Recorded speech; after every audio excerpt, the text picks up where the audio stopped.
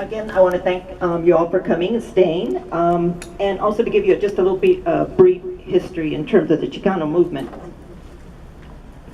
The Chicano movement of the 1960s and 70s marked the beginning of Chicano art, just as it had marked the social political movement. Individual artists left careers and became visual articulators for the movement's political agenda, mainly through the creation of posters and murals. By articulating the movement's political stance, artists also had as their central goal the formation and affirmation of a Chicano identity. Quote, self-representation was foremost in that phenomenon, since self-definition and self-determination were the guiding principles of a negotiated nationalism, end quote. By visualizing this new identity, artists became part of a cultural reclamation process that expanded the definition of art to include all that affirmed and celebrated their Mexican cultural heritage, including Mesoamerican symbols, religious icons, popular art forms, murals, and graphic arts.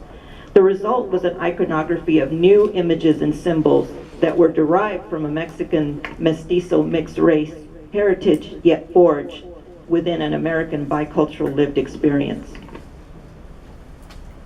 As a result of this syncretism, a distinctly Chicano art emerged, much of it during the first decade tied to a nationalistic political agenda. The early iconography combined easily identifiable heroic figures with images from a glorious past and transformed them into artwork that were relevant and culturally affirming. However, from its inception, Chicano art was heavily male-dominated, and this was reflected in the predominant imagery. As recalled by visual artist and muralist Irene Perez, quote, at the time, a lot of the images were of men. All the heroes were men, and it seemed like historical events only happened to them, not to families or communities, end quote. Although the movement's leaders called for ethnic and racial equality, the need for gender parity in the area of leadership and decision-making was often overlooked. Within the Chicano art movement, artist collectives and centers were also overwhelmingly male. Those that did include women usually had one or two members and none of them in leadership positions. Thus, as artists, Chicanas found themselves contending not only with the mainstream patriarchal system, but also with the movement's own brand of machismo. From the beginning, Chicana artists turned this exclusion into an advantage as they pursued their own artistic path towards visibility. While Chicano artists utilized art as an active tool for social political mobilization and empowerment, Chicano artists also tackled gender politics, but utilized a less conformist approach to art making.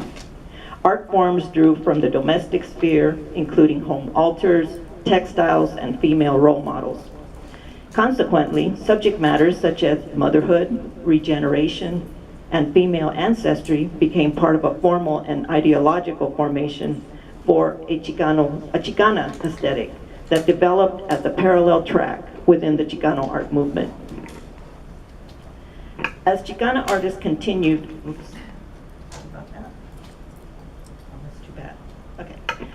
As Chicana artists continued to experiment with different media and iconography, they found themselves outside the definitions of Chicano art as constructed by males. Chicana art was perceived as non-political, too personal, and pro-religious. However, a closer reading of Chicana art reveals the same principles underlying Chicano art. There is political resistance, there is cultural affirmation, and bicultural identification. As women, Chicanas also asserted their right to create an art meaningful to them.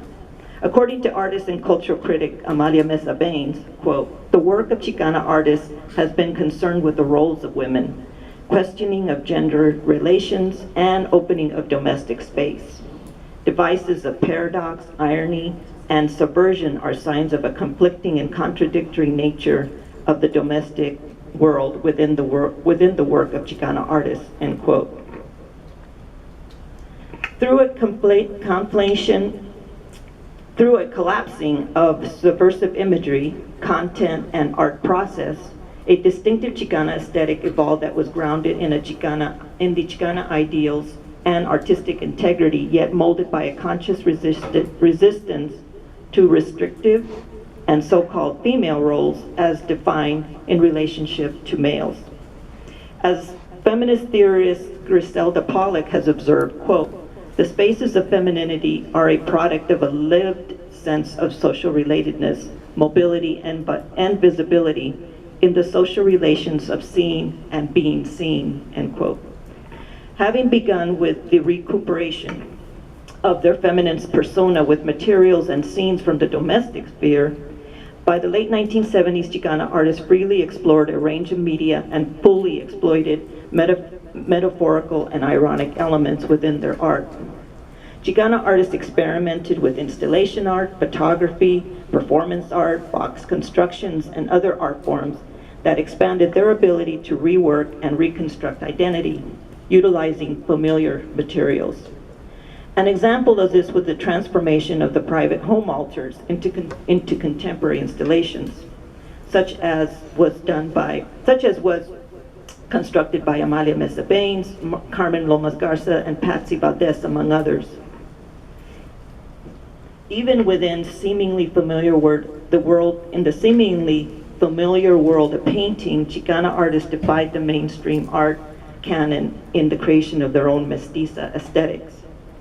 The search for artistic clarity is hardly a new concept for artists. From its early beginnings on cave walls, art has struggled to articulate what humans deem important. This is the clarity that belongs to the surrealist attempt to make the unconscious visible, or Rothko's attempts to paint God. The mestiza aesthetics, as honed and practiced by Chicana artists, however, are based on the visual transformation of their social, political, and gender experiences into a singular artistic vision. Rather than a prescribed search for beauty or only an arts for art's sake, their aesthetic is based on a complex alchemy.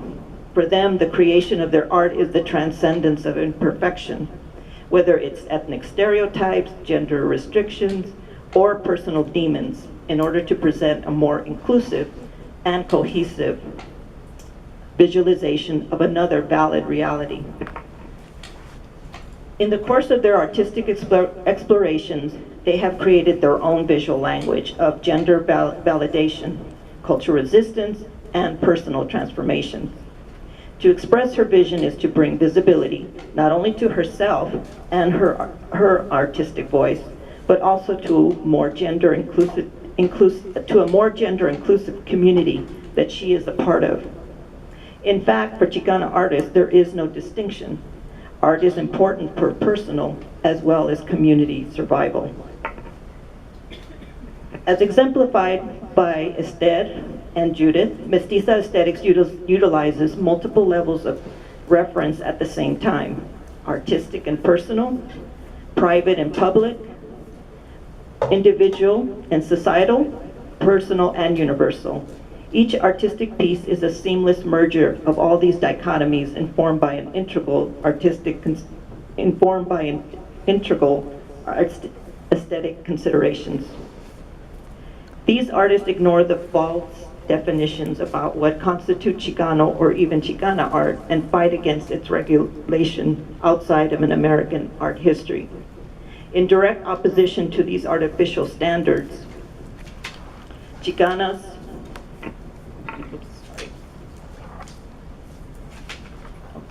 sorry, I lost my page here. Chicana artists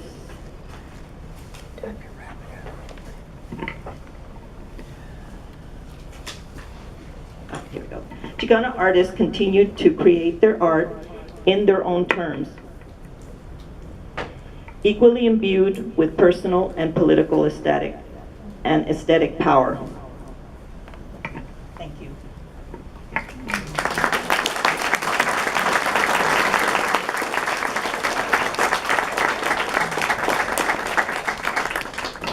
Can we have the two artists? So we have about 15 minutes to do questions and answers. So this is where you get an opportunity to ask questions or ask about specific pieces.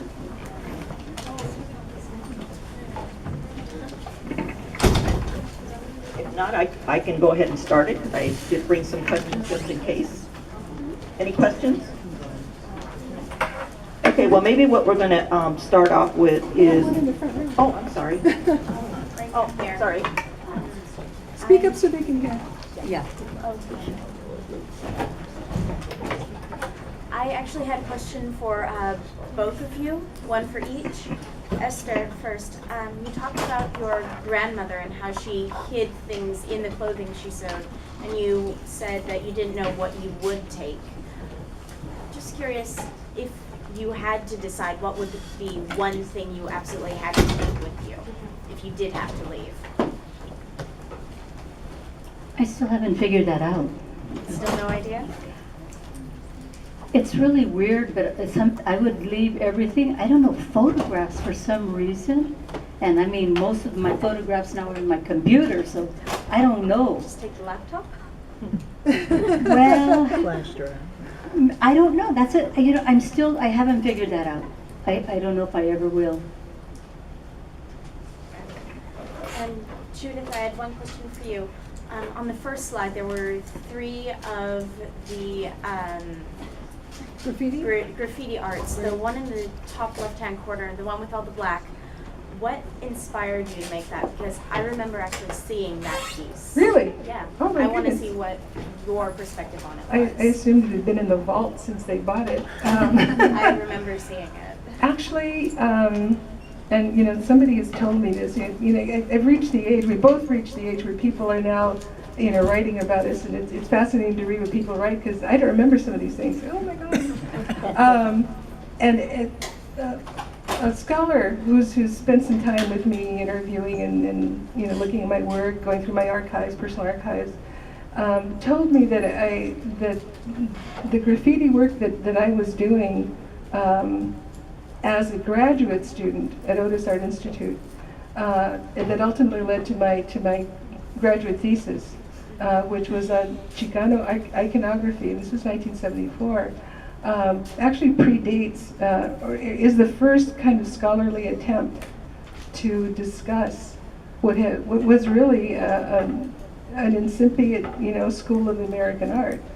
And so those pieces were actually not done, I mean, obviously they were not done by, you know, a kid in East LA, but they were informed by that experience of having lived with that artistic expression synthesized in the mind of a graduate art student with a political agenda to describe what it was like, what the experience was like for Mexican Americans in the 1960s and the 1970s. So it was an outgrowth of, you know, my scholarly interest in wanting to explain, you know, what our aesthetic was, what we found beautiful, what we found intellectually challenging, what we found descriptive about ourselves. Yeah. I just thought about it. It would depend in terms of what I would take with me. I think it depends on where I am and what's going on. Because we had an earthquake, you know, the Napa earthquake not that long ago. That was like at 3 in the morning. Yes. There was nothing to take at that point except just to find a safe place and just wait for the next wave. But in some ways I have some of my grandparents, like jewelry, like a Virgen de Guadalupe and a ring, and I guess I'm ready to roll.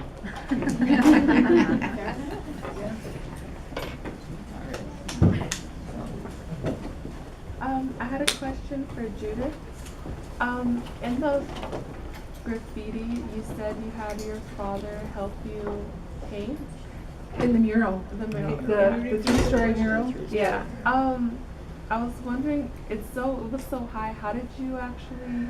There's a funny story I love to tell. It's very short. When I got the commission, the wall had to be prepared, and so the scaffold that covered the entire, I was going to include a slide of that, and then I knew there was not enough time, but scaffold had to be constructed on the face of that mural. It's 3 stories tall. It's like 50 feet up in the air. And as I was standing there the day that they finished the scaffolding, I thought to myself, oh shit, I'm going to have to give the money back. I cannot do this. I can't go up there. There's no way I'm going to go up there. And my father, who was in his late 60s by this point in time, I turned around and he is scampering up the sides of the scaffold, even without a ladder, all the way to the top. And my uncle, who was standing there, said, "Well, shit, girl, you better get going. You're fine." So up I went. Yeah, it was one of those, my father was one of those macho, big, handsome, silent men who I think harbored these little, this desire to be artistic. And I think he enjoyed my career. And when he finally had a chance to actually help, it was a great moment for him, for both of us, to have him, to work together. There's a question. I have a question for Esther. You said in And half deaf. Hold on. Too much rock and roll. you said in the 60s and 70s it was really hard for the Latino community. I was wondering, how did you make it into the art world, and if you got any help? You mean from leaving the small country, farming town? Ah, good question. Well, when I was graduating from high school, and I told the counselor there that I wanted to continue, I wanted to be a professional artist. She laughed and she said, "There's no place for that in this small little farming town. Probably the only thing you can do is work for the police and draw like the facial composites or whatever." And I thought, no way, whatever. I continued, I had to literally really move to the city where there was a lot more support. Galleries, hooking up with other artists, sharing ideas, getting together at like a lot of the cultural centers. I think were really, really important in my formation, and because we had a lot of opportunities to exhibit together, to share ideas, to share materials, support each other in a lot of different ways that were not necessarily happening in the schools even. So I would say it was really, thanks to my family, was also very supportive of me. They knew anything that I did outside. I mean, they knew I was a hard worker and focused, but they knew that I had to leave to the city because there weren't very many opportunities at that point for, especially sassy Mexican girls. You could be a queen of the packing house, or you could be a fast grape picker, but pretty much there was a real heavy-duty ceiling there about how far you could go. So literally, I had to leave, which was okay. I mean, I was hearing all this stuff about San Francisco, filled with hippies, whores, lesbians, blah blah blah. And I said, I'm going.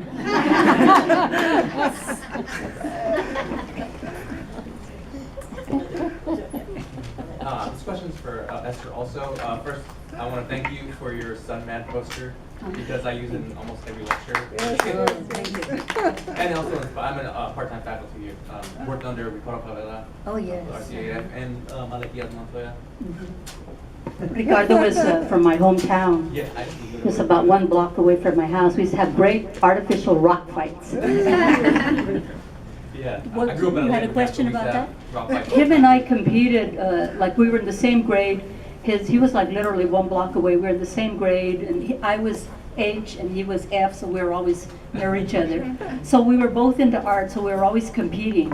I just found an article because I've been working on my archives, and I actually won $1 one time for like a county something art award. So I was already a professional. Well, I was like 7. I wanted to say, I automatically assumed, because you were talking about the Sunman poster and you were talking about how you were driving past and you always saw it, I always assumed that it was for a specific march or something like that, but what was your intention for that print? My intention? Yeah, was What- it like, I was gonna you were just gonna make a print, or was it for a show, or you No, making I it just to did make it basically because I felt that I had to respond I had to say something. And I didn't know what to say. Like I said, it took me 2 years. I didn't know what to say or what to do. It was totally something new.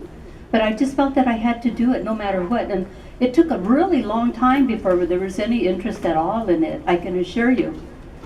and now it's all over the world, published in just what have you, collections and all of that.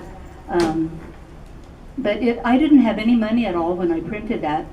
I think Malaquias gave me some technical advice because I didn't know how to do the letters. And my son, my 10-year-old son, helped me, was my assistant, and we printed it in my kitchen. Another question? Question for you, Esther. Why is it that you use La Virgen de Guadalupe in some of your artwork, knowing that it would cause controversy?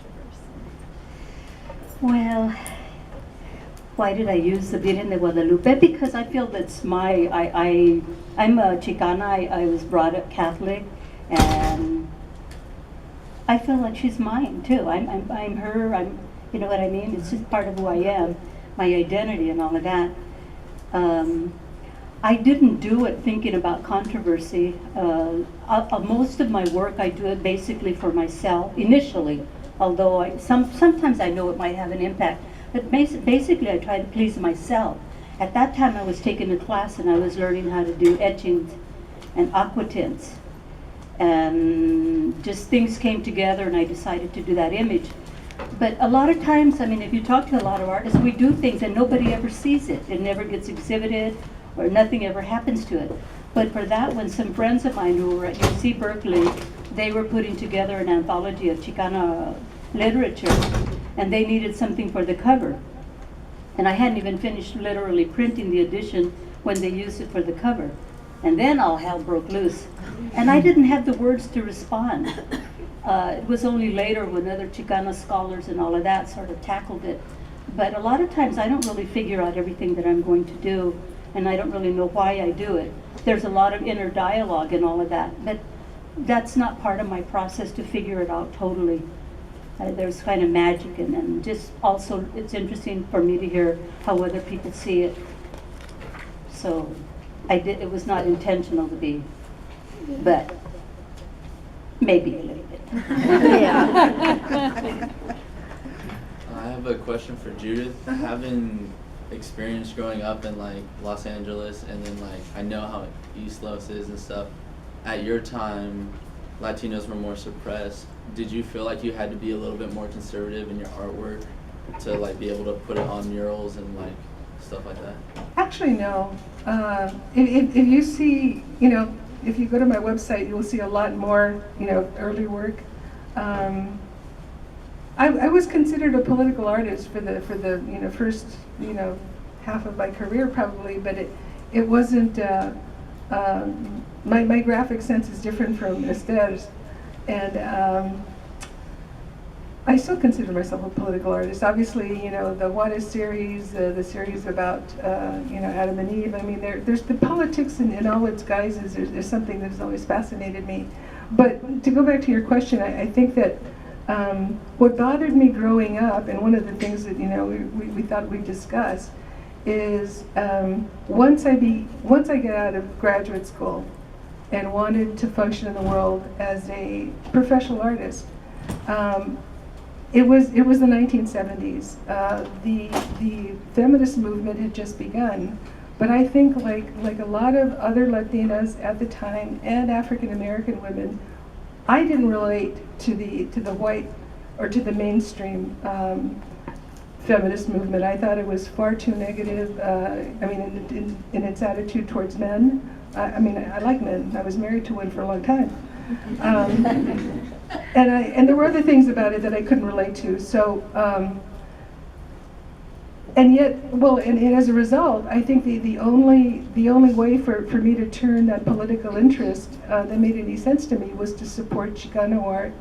And my audience for the first half of my career essentially was other Latinos, other Chicanos. There were messages there, cultural messages that only they could decipher completely. It was very flattering when people from other cultures identified with those things. Now I make more of an effort. I'm moving in a more universalist direction, but when I was a child, I remember seeing in Texas water fountains that were labeled black and Mexican and white. And those kinds of things make an impression on you when you're a kid.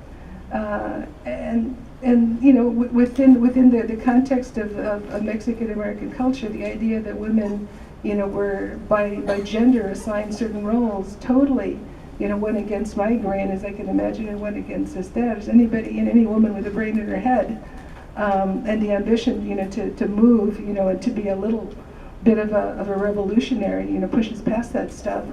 And so I saw my role as speaking for sisters, you know, who couldn't do it, or maybe who didn't do it, and had regrets. So that was what that time was like for me. I think we're out of time. I mean, do you have time for one more question? Yeah. I was going to ask, just as a short statement, how each of you feel about the current state of Chicana art. I would imagine that neither of you feel that the movement forward is done. I just wanted to know where you think we are in terms of that. Well, you know, that's a debate that's going on that has to do, I think, with the shift in generation. There are young Chicana artists and Chicano artists who don't identify with that word, don't identify with the movement. You know, they're your age, and so you know we're a generation away from you guys. And they kind of talk about post-Chicano art. And yet, when I look at the work, there's a young woman that I've become friendly with in Los Angeles. She's a performance and video artist. Her name's Carmen Argote. If you get a chance to go to her website, her work is absolutely haunting, beautiful, and it still pays this wonderful homage, you know, to her roots as a Mexican woman. So I think that's something that your generation struggles with, to find identity on your own, and yet to honor your personal roots. And artists struggle with that out loud because it's on gallery walls.